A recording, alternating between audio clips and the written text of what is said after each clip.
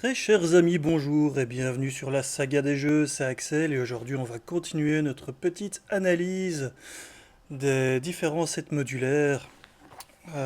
Donc on va continuer avec Thanos, cette fois-ci l'ombre du Titan fou, et les trois sets qui pourraient n'en faire qu'un d'ailleurs, mais qui ont été séparés pour des raisons pratiques pour la campagne, que sont donc l'Ordre Noir, les Enfants de Thanos, et enfin Armée du Titan.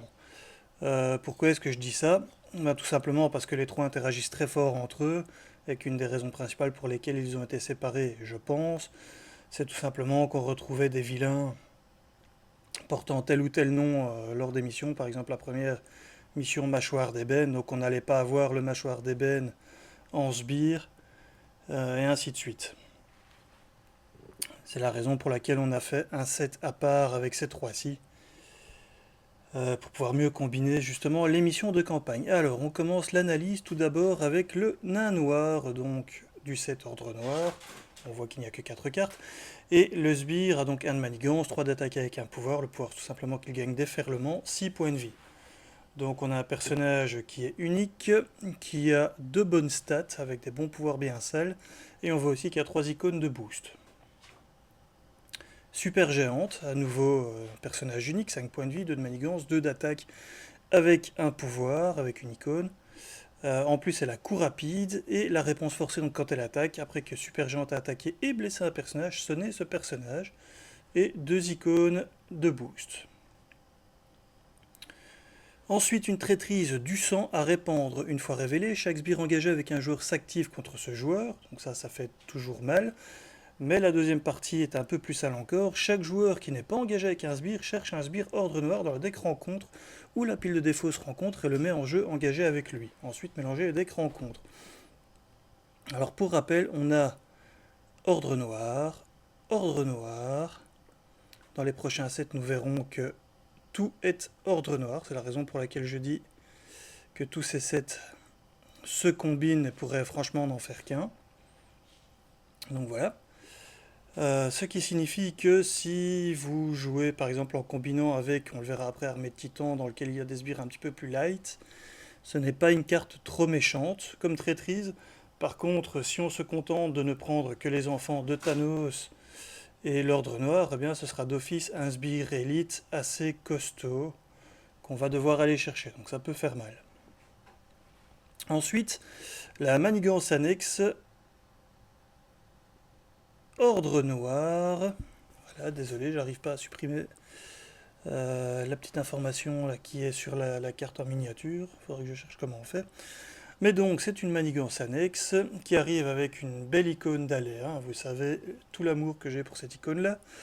Qui rentre avec 2 menaces par joueur. Et tant qu'un sbire ordre noir est en jeu, aucune menace ne peut être retirée de cette manigance annexe. Bon, elle a déjà la gentillesse de ne pas aller en chercher un, de le mettre sur la table. Donc si à ce moment-là on n'a rien, on n'a pas de sbire ordre noir, on peut s'en débarrasser assez facilement. Si on n'a que les enfants de Thanos et l'ordre noir, on a un petit peu moins de risque d'en avoir un sur la table également, on pourra s'en débarrasser plus facilement. Par contre, si on a mixé les 3 sets, bon, là on voit qu'on a quand même du swarm. Ici on a quand même beaucoup plus de risque d'avoir un sbire ordre noir sur la table. Et du coup, pour se débarrasser de cette carte-ci, ça risque de poser quelques menus soucis. Donc voilà, déjà, le premier set ici, Ordre Noir, pour moi, c'est plutôt du sbire élite. Le deuxième set, Enfant de Thanos, nous avons Proxima Minuit, 1 de manigance, 3 d'attaque, de nouveau avec une astérix, 5 points de vie. Donc on voit qu'on reste un petit peu dans la même veine. Hein. Et les attaques de Proxima Minuit, donc gagne perçant. Elle a un effet de boost, ici par contre défausser un allié ou une amélioration que vous contrôlez.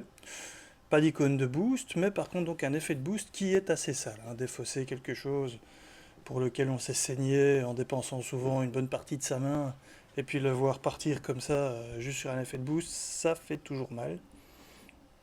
Ensuite on a Mâchoire d'ébène, un de manigance, 1 d'attaque. Ah tiens, il a l'air un peu plus light, 6 points de vie. Ah ben non, en fait il a vilaini. Ah, saleté. Et il a également un effet de boost, donner une carte de boost supplémentaire à cet ennemi.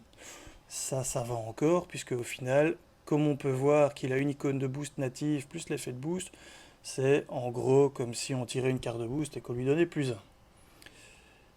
Ensuite, nous avons Corvus Glaive, à nouveau un sbire, donc avec 2 de manigance, 2 d'attaque, 4 points de vie, toujours ordre noir, toujours élite d'ailleurs aussi, ce qui me fait dire que c'est vraiment dans le sbire élite qu'il faut aller les classer. Lui, comme pouvoir, il a riposte 1 et ténacité. Donc déjà, il va falloir l'attaquer au moins une fois, à moins d'avoir des effets de dégâts directs, mais il faut déclencher au moins une attaque sur lui pour se débarrasser du tenace. Et ensuite, pouvoir le réattaquer pour le tuer. Donc potentiellement, minimum une riposte, si on arrive à le tuer en une fois à la deuxième attaque. Et l'effet de boost qui est de nouveau bien sale, défausser un allié ou un soutien que vous contrôlez. Donc presque la même chose que Proxima à minuit, puisque elle, c'est une amélioration ou un allié. Nous avons ensuite 2 fois le tribut, manigance annexe, qui rentre à nouveau avec 2 menaces par joueur. Donc ça va, c'est pas trop fort. Par contre, un effet de une fois déjoué, attribuer une carte rencontre face cachée au joueur qui a déjoué cette manigance. Et comme il y a une icône d'urgence, tôt ou tard, enfin à moins de jouer aggro, burst et de vraiment foncer sur le vilain et de se foutre pas mal des menaces qui sont sur les manigances principales et sur la manigance principale et les manigances annexes, tôt ou tard, on aura donc une carte de rencontre supplémentaire. Sans ça, pas trop méchant. Cela dit, on peut vite se faire submerger en manigance quand on mélange les trois, puisque celle-ci, ordre noir, on ne pourra pas la retirer tant qu'on a un sbire de type ordre noir. Celle-ci, le tribut, on a envie de la retirer pour pouvoir de nouveau aller manigancer, enfin, contrer la manigance sur la principale, sur la manigance principale, ce qui va nous empêcher de vider celle-ci plus vite. Donc on voit que ça fonctionne quand même assez bien ensemble pour vraiment nous ralentir, nous faire perdre plusieurs tours. Et nous le verrons ensuite, mais il y a encore le vaisseau de débarquement dans le 3e set, qui lui, une fois déjoué, te fait défausser les cartes du dessus des rencontres jusqu'à ce qu'un sbire soit défaussé. Donc si on joue avec principalement des sbires de l'ordre noir, on voit que ça combote à nouveau avec celle-ci qu'on ne pourra pas vider, qui va nous donner donc des cartes de rencontre supplémentaires, vraisemblablement des risques d'avoir de la menace ou des sbires en plus, et enfin voilà, vous avez compris le principe. Et on passe sur le 3e set, l'armée du titan, et on commence avec le sbire éclaireur. Il y en a 2, un de manigance, un d'attaque pour 2 points de vie, donc là par contre on rentre dans du plus gentil, mais malgré tout avec un arrière-goût contrôle, puisque une fois révélé, défaussez une carte prise au hasard de votre main. Alors au moins ceci a le bon goût que si qu'on le met en jeu, le sbire en question, qu'on aura défaussé, donc on n'aura pas son effet de une fois révélé. Et à nouveau, une fois déjoué, c'est pas ici. Ah, c'est ici, pardon. Donc la traîtrise qui nous demande d'aller rechercher un sbire ordre noir. À nouveau, on le met en jeu engagé et non pas révélé. Donc, si on a ce set-ci, armée du titan, qui est inclus avec, eh bien c'est souvent lui qu'on va aller chercher. Je pense que c'est pas pour rien qu'on le voit sur l'image. Ça doit être un clin d'œil des concepteurs pour nous dire c'est la carte à aller chercher. Donc les éclaireurs, il y en a 2. Alors attention, il y a aussi un effet de boost, défausser une carte prise au hasard dans votre main. Donc même effet que lors de la révélation. À part ça, sbire facile, puisque un de manigance, un d'attaque et seulement 2 points de vie. Ça c'est vraiment parmi les plus petits sbires qu'on rencontre dans le jeu.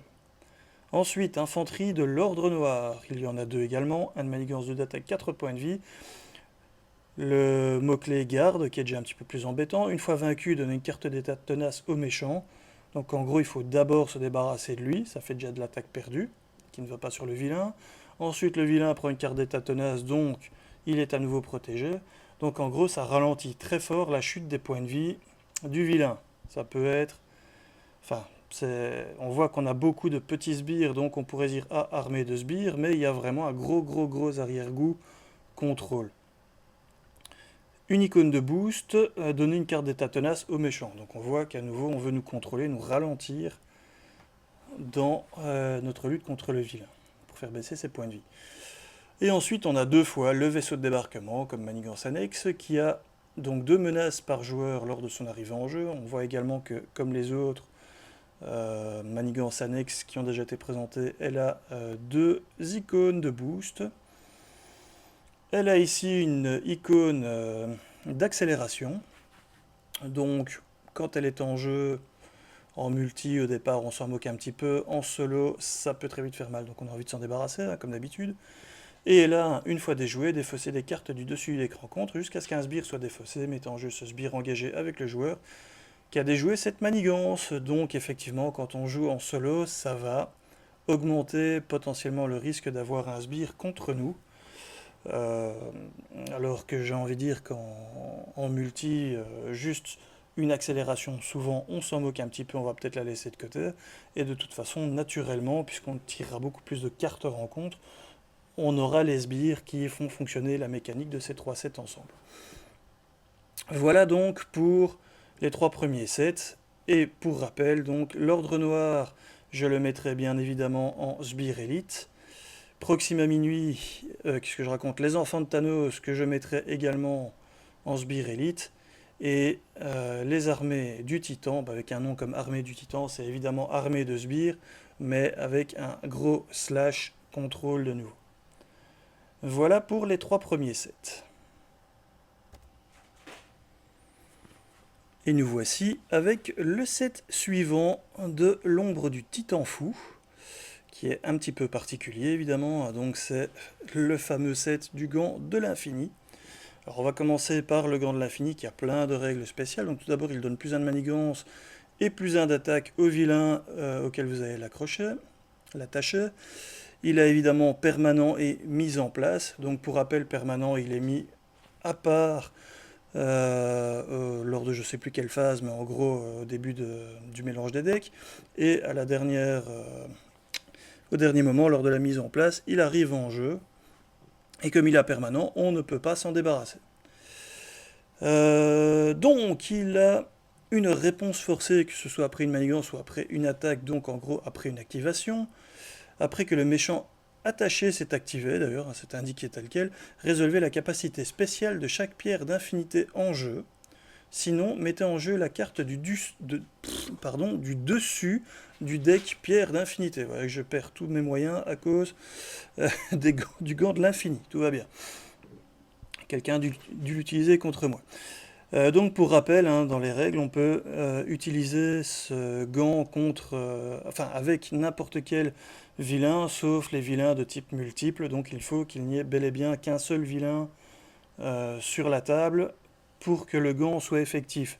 Alors on a un petit peu triché lors de notre dernière partie contre Kang, puisqu'en fait on a plusieurs vilains mais qui apparaissent chacun à leur tour.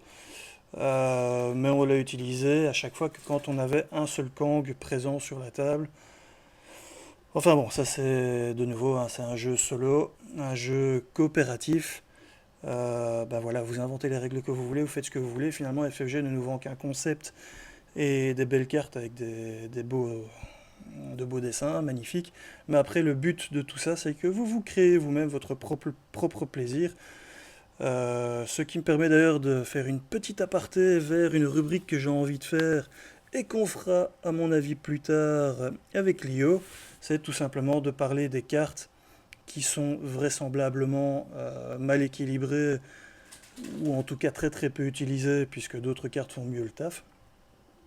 Et donc on verra avec vous les différents changements qu'on peut adopter nous-mêmes finalement lors de nos parties pour avoir le plaisir de jouer avec ces cartes. Mais ça, on verra plus tard. Ici, je continue donc l'analyse du set modulaire. Donc, je viens de faire le gant de l'infini. Alors, évidemment, avec ce gant de l'infini qui arrive lors de la mise en place, nous avons normalement un deck de 6 cartes que vous pouvez voir ici. Les 6 pierres d'infinité qui vont arriver, qui vont donc être révélées qui vont soit activer leur capacité spéciale via la réponse forcée, soit arriver en jeu depuis le dessus du deck, de nouveau, de par cette réponse forcée. Ce qui m'amène à dire aussi, j'en profite, pour vous rappeler que lors de notre dernière partie, on s'est rendu compte que c'était très souvent le même joueur qui se mangeait les effets de la pierre qui était présente. Parce qu'on joue à deux, donc fatalement, en général, une activation, elle arrive, une deuxième activation, donc elle vient du deck, une deuxième activation, l'effet spécial s'active. Si on n'a pas d'activation supplémentaire qui arrive via le deck de rencontre, euh, comme ça peut arriver avec certaines cartes, hein, les charges, etc., eh bien en fait c'est toujours le même qui va se les manger. Donc moralité, utilisez ce deck quand vous êtes seul, utilisez-le quand vous êtes à 3 ou 4. Par contre à 2, d'expérience, c'est pas si fun, sauf si vous avez un vilain qui a énormément de cartes d'activation de joker, bonus, dans son set. Alors, analyse de ces pierres. La pierre de réalité, qui donc est une carte de type environnement. Pierre d'infinité, spécial, défausser un allié, une amélioration, un soutien que vous contrôlez. Placez cette carte dans la pile de défausse du deck pierre d'infinité. Voilà. Bon. Et vous allez voir qu'elles ont tout un petit effet comme ça, mais on voit qu'elles ont également des boosts. On pourrait se demander pourquoi, normalement ça ne sert à rien, sauf certains vilains. Principalement Thanos, mais je me demande si Loki ne l'a pas également dans son set, puisque ces deux vilains-là, pour rappel, doivent utiliser ce set lors de leur mise en place. Là, ils n'ont pas le choix. Et donc des cartes traîtrises qui ont des effets qui demandent d'aller vérifier le nombre d'icônes de boost qui seraient sur la pierre du haut du deck de pierre d'infinité. Voilà. Donc ça peut quand même servir. Ensuite, nous avons la pierre de l'espace. Donc de nouveau, un environnement, pierre d'infinité, ça je ne vais pas le rappeler après. Cette fois-ci, 2 icônes de boost. Et elle a comme spécial, défausser des cartes du dessus du deck rencontre jusqu'à ce qu'un sbire soit défaussé. Mettez ce sbire en jeu engagé avec vous. Et placez ensuite cette carte, comme d'habitude, dans la pile de défausse du deck de pierre d'infinité. Ça c'est pour bien qu'on ne se trompe pas, pour ne pas le mettre dans la défausse classique du deck de rencontre. Bon ben, l'avantage de nouveau de ces cartes, c'est qu'on les voit. Elles arrivent comme un environnement avant de déclencher leur spécial via une activation du vilain qui aurait le gant d'infinité. Moralité, on sait ce qu'on va se taper comme effet, à moins évidemment d'avoir 2 activations d'affilée et de jouer en solo, mais on sait ce qu'on va avoir comme effet spécial. Donc là, on sait qu'on va avoir vraisemblablement un sbire supplémentaire qui va arriver, et on sait également que ce sbire va s'activer puisque c'est après l'activation du vilain que le spécial se déclenche, et c'est donc au tour des sbires ensuite de s'activer. Donc moralité, si vous êtes en héros, vous savez que vous allez vous prendre une attaque supplémentaire. Si vous êtes en alter ego, vous savez que vous allez vous prendre une manigance supplémentaire, ce qui potentiellement peut mettre fin à la game. Pierre suivante, la pierre de l'âme, qui a comme spécial soigner 3 dégâts du méchant et donner lui une carte de boost face cachée. Donc pour sa prochaine activation, et ensuite, comme d'habitude, placer cette carte dans la pile de défauts du deck pierre d'infinité. Probablement celle qu'on préfère avoir, c'est celle qui nous ralentit le moins, qui nous gêne le moins. Pierre de l'esprit, vous êtes désorienté, ça fait jamais plaisir, surtout en solo. Si vous étiez déjà désorienté, défaussez une carte prise au hasard de votre main.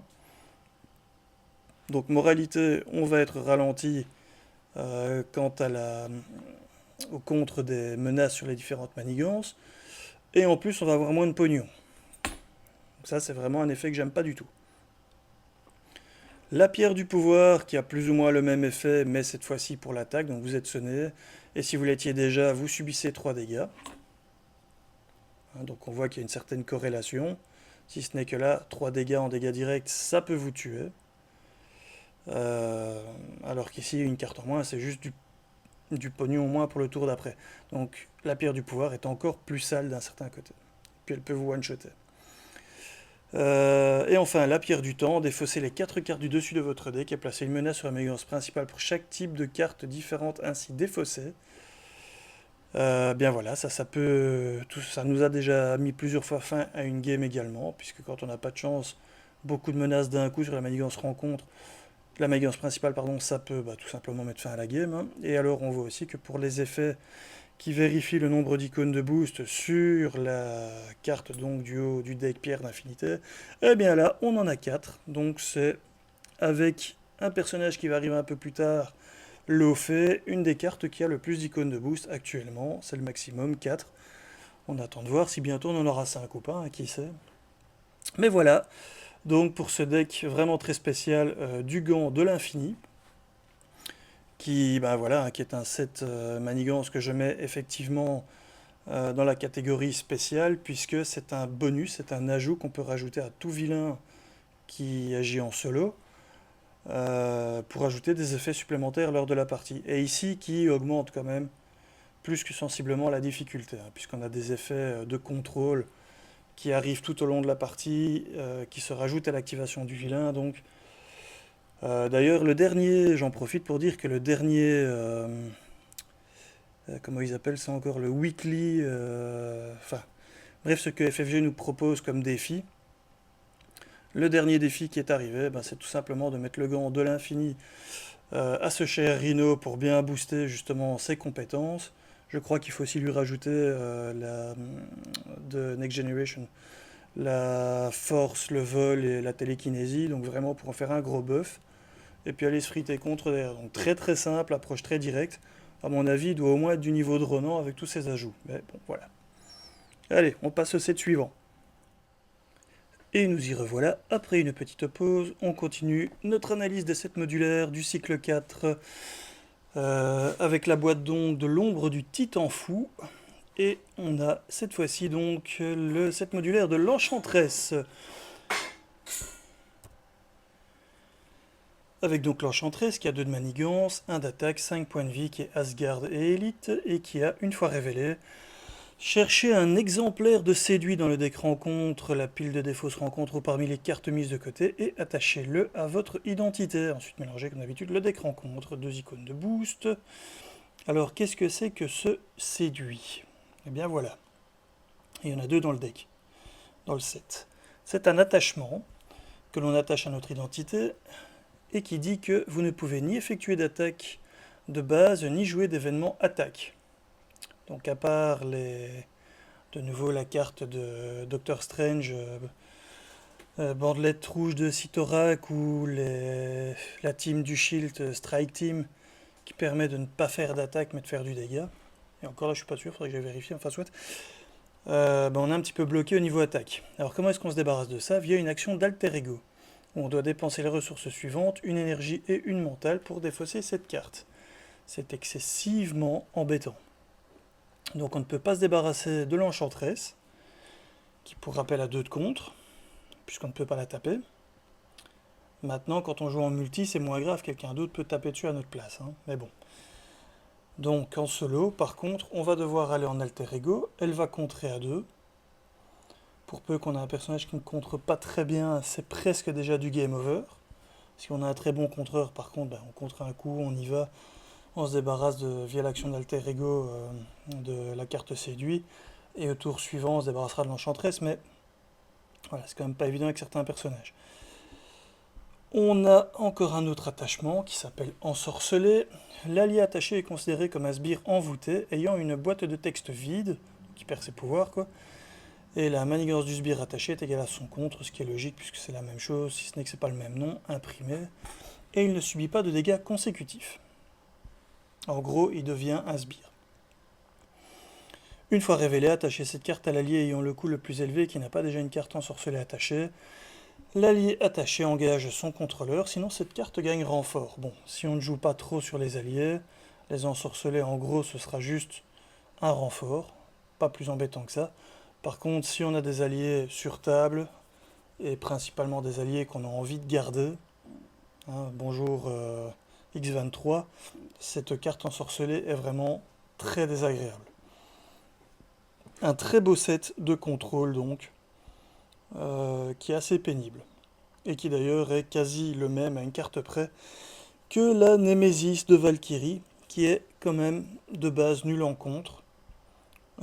Donc on voit que là, comment dire, les concepteurs ne se sont pas trop foulés et ont presque mis un set Nemesis Game Over pour Valkyrie qui n'est déjà pas bien gâté par d'autres aspects. Donc bon, c'est un peu dommage. Un Boggs a quand même fait quelques foirées lors de ses conceptions, mais bon, ça arrive à tout le monde. Et de nouveau, c'est un jeu soit de solo, soit de coopératif. On est libre d'apporter les modifications que l'on veut. pour rééquilibrer le jeu soi-même si on a envie. Et d'ailleurs, c'est une rubrique que j'ai envie de lancer par la suite, donc vous me direz ce que vous en pensez dans les commentaires. Si d'ailleurs il y a des cartes également que vous trouvez trop nulles, pas assez équilibrées, etc., ben, donnez-nous son nom et on verra si on la rajoute dans l'analyse ou pas par la suite. Voilà. Donc tout ça pour moi c'est un set modulaire de contrôle, l'Enchantress. On passe au set suivant, qui est le set Légion de L. La première carte, un sbire, le drogueur, un de manigance, un d'attaque, qui est un mort-vivant, 3 points de vie, il a garde. Donc un petit sbire pas trop embêtant, mais qui a garde, qui va donc nous ralentir. Une fois révélé, choisissez, soit vous subissez un dégât, soit vous placez une menace sur la manigance principale. Bon, c'est pas sans nous rappeler le poseur de bombes de Rhino. C'est presque sans... Enfin, on est presque content quand on tire ce genre de sbire, parce que c'est un peu facile. Il y a juste le côté garde, mais voilà. Et il y en a deux dans le set. Un petit peu plus embêtant, on a 2 fois l'attachement guerrier déchu. L'allié attaché sera considéré comme un sbire mort-vivant ayant une boîte de texte vide, comme on l'a vu précédemment avec Ensorcelé. La manigance du sbire attaché est égale à son contre, de nouveau la même chose, et il ne subit pas de dégâts consécutifs, de nouveau la même chose. Donc en gros, l'allié devient un sbire. Une fois révélé, défaussez des cartes du dessus de votre deck jusqu'à ce que vous défaussiez un allié, mettez en jeu cet allié engagé avec vous en lui attachant guerrier déchu. C'est évidemment beaucoup plus embêtant. Pourquoi? Parce que déjà l'allié n'aura pas encore servi, donc il est full PV. Ça c'est une première chose. Le côté un petit peu moins embêtant, c'est qu'on n'a pas encore payé et perdu un tour pour le mettre en jeu en utilisant des cartes de notre main. Ça c'est le côté par contre positif par rapport à Ensorceler. Mais encore un autre côté qui est quand même négatif, c'est que si vous n'avez pas beaucoup de sbires, voire pas du tout, eh bien vous allez défausser l'entièreté de votre deck. Et défausser l'entièreté de votre deck, ça veut dire une icône d'accélération, un pion d'accélération, un jeton d'accélération, voilà, rajouté sur votre manigance principale. Ce qui va accélérer la vitesse à laquelle vous perdez. Donc c'est embêtant, tout simplement. Et il y en a deux des cartes comme ça. Potentiellement, ça veut dire qu'on a 4 cartes aussi de sbires dans ce set. 2 fois le drogueur et 2 fois le guerrier déchu, puisque quasi tous les héros, presque tous en tout cas, viennent avec un sbire avec un allié signature. Il y a quand même beaucoup de chances potentiellement que ça remplace un sbire. Donc 4 possibilités de piocher un sbire. Ensuite, une traîtrise, nulle place pour les vivants. Une fois révélé, chaque joueur doit choisir soit défausser l'amélioration et le soutien qu'il contrôle ayant le coût le plus élevé, soit subir un nombre de dégâts égal au nombre total d'amélioration et de soutien qu'il contrôle. Donc si vous en avez très peu et très cher, vous préférerez prendre les dégâts. Si vous en avez beaucoup, bah, clairement vous préférez vous débarrasser du plus cher. Carte de contrôle un peu classique. La carte suivante en 2 exemplaires, Légion de L. Manigance annexe, qui a un effet de révélation. Placez 2 menaces supplémentaires sur cette carte pour chaque sbire mort-vivant en jeu. Bon, il n'y en a pas tant que ça, hein, potentiellement il y en a 4, grand maximum. Cette carte gagne renfort s'il n'y a pas de sbire maître vivant.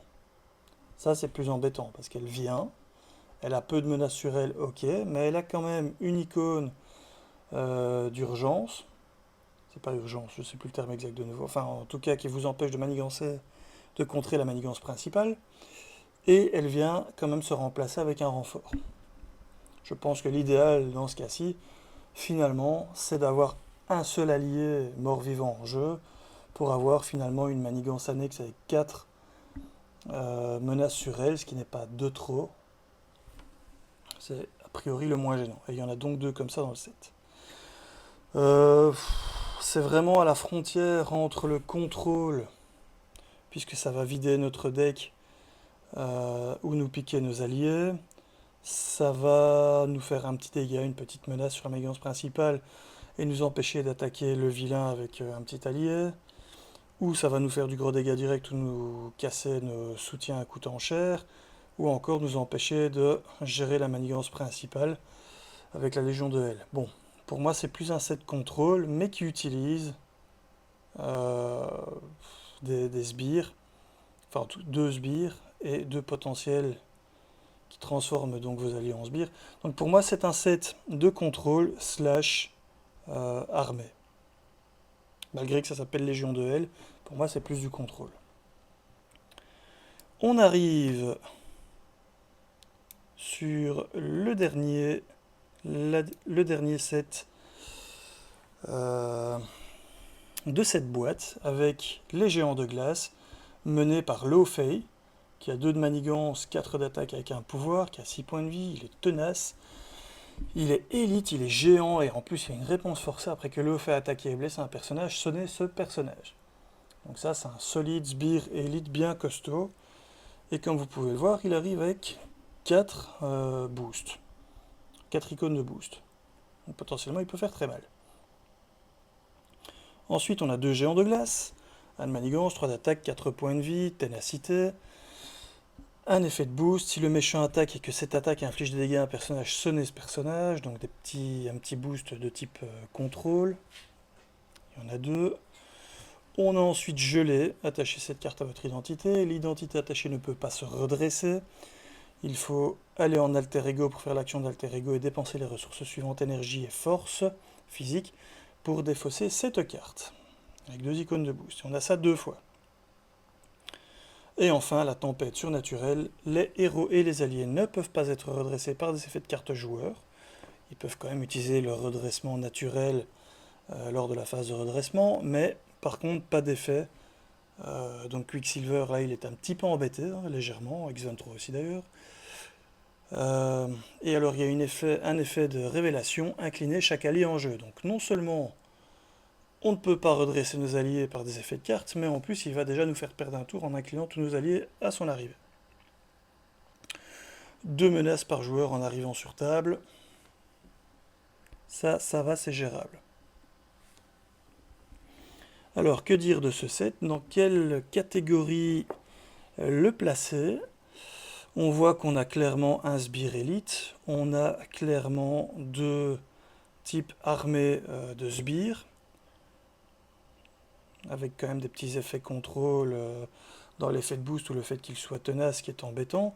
D'ailleurs même Lo Fei a un effet assez contrôle aussi avec le fait qu'il sonne les personnages qu'il blesse et il a 4 d'attaque. Donc potentiellement, soit il va nous gêner, nous empêcher d'utiliser complètement un sbire, un allié, soit notre personnage va devoir se protéger pour pas prendre une grosse tatouille. Et du coup être engagé et en plus être sonné. 2 cartes d'effet purement contrôle qui nous font perdre un tempo pas possible puisque ça nous empêche de nous redresser et ça nous envoie en alter ego pour s'en débarrasser. Et enfin la dernière qui va incliner tous nos alliés et nous empêcher de nous redresser par des effets de cartes de joueurs. Ce qui signifie que si on a les deux, on ne peut pas se redresser par les effets classiques,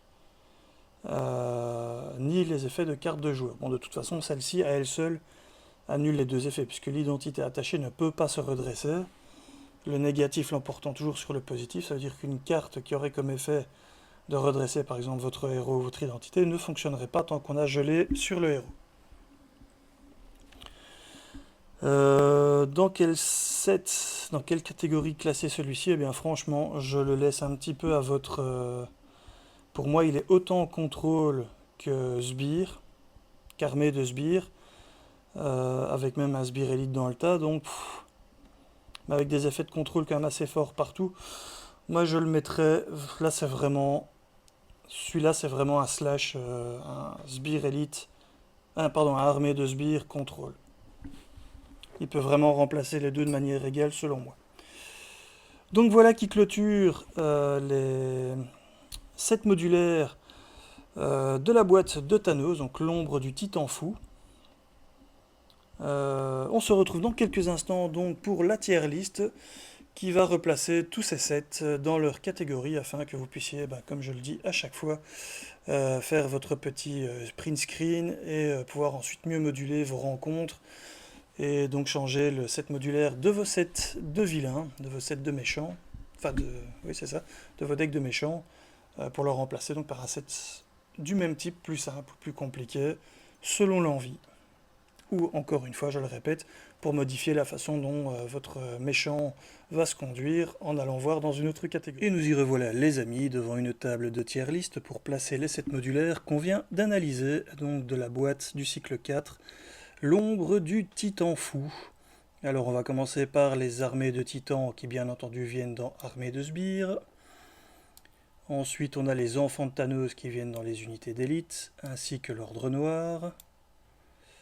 En mécanique spéciale on a le gantelet de l'infini. Alors le suivant c'est la Légion de Hell que je place en contrôle. Puis on a l'Enchantress, avec toutes les possibilités pour nous bloquer, nous empêcher de jouer, que je place en contrôle également, mais qui est quand même un peu plus fort, voire beaucoup plus fort que la Légion de Hell. Et pour finir, les Géants du Froid, qui sont un peu contrôle, qui sont un peu unité d'élite, qui sont un peu armée de sbires. Donc après réflexion, je vais plutôt les placer dans les mix. Et voilà. Donc ça c'est pour la première partie du cycle 4 avec principalement donc la boîte de l'ombre du titan fou. Merci à vous les amis.